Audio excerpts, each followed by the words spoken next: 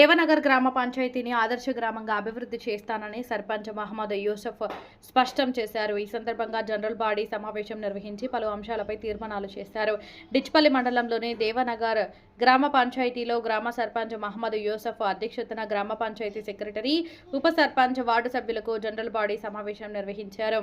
గ్రామ అభివృద్ధిలో పలు అంశాలపై తీర్మానాలు చేశారు. ఈ సందర్భంగా సర్పంచ్ యూసఫ్ మాట్లాడుతూ ఉప సర్పంచ్, వార్డు సభ్యులతో కలిసి గ్రామ అభివృద్ధికి పలు అంశాలపై చర్చించామని, వచ్చే వేసవి కాలం మంచి నీటి సమస్య లేకుండా తగు జాగ్రత్తలు తీసుకుంటున్నామని, కారోబారు జీతం, శానిటైజేషన్ వర్కర్ల జీతాలపై చర్చించామని, పాత బకాయిలు తదితర విషయాలపై గ్రామ అభివృద్ధి కొరకు ఒక ప్రణాళిక సిద్ధం చేశామని, గ్రామంలో సీసీ రోడ్లు, మురుగు కాలువలు, కలవట్టులు, వీధి దీపాలు, వీధి స్తంభాలు తదితర వాటిపై చర్చించి వార్డు సభ్యుల అంగీకారంతో పలు అంశాలపై తీర్మానం చేశామన్నారు. గ్రామ అభివృద్ధియే లక్ష్యంగా గ్రామానికి సేవలు అందిస్తానని ఆయన పేర్కొన్నారు. ఈ కార్యక్రమంలో సర్పంచ్ మహమ్మద్ యూసఫ్తో పాటు గ్రామ పంచాయతీ కార్యదర్శి ఆనంద్, ఉప సర్పంచ్ పందిరి శ్రీనివాస్, వార్డు సభ్యులు మహమ్మద్ సాజిద్, జైనబీ, సునీత, ఇస్తారి, సుశీల, స్వప్న, మహమ్మద్ యూనుస్, ప్రభుదాస్, కారోబార్ మహేష్, గ్రామ పంచాయతీ సిబ్బంది పాల్గొన్నారు.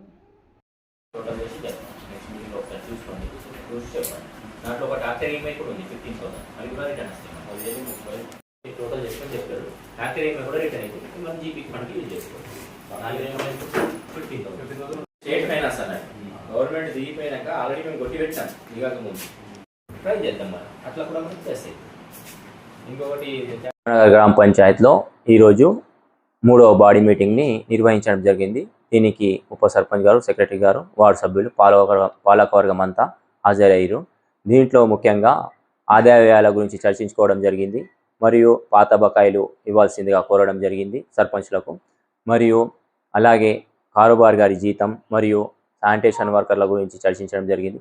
మరి గ్రామంలో ఒక ప్రణాళిక సిద్ధం చేసుకొని రాబోయే 3 సంవత్సరాలలో కొత్త పనులు ఏమేమి చేద్దామని ఒక ప్రణాళిక రూపొందించడం జరిగింది.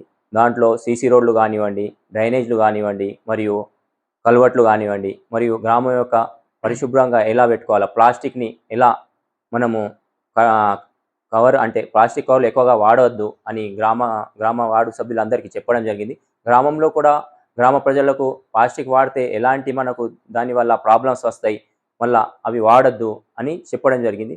మళ్ళీ ప్లాస్టిక్ నివారణకు దానికి మనం లాస్ట్ టైం పల్లె ప్రగతిలో భాగంగా ఇవి చెత్తబుట్టలు ఇవ్వడం జరిగింది. అవి కూడా ఇద్దామని మేము చర్చించుకోవడం జరిగింది.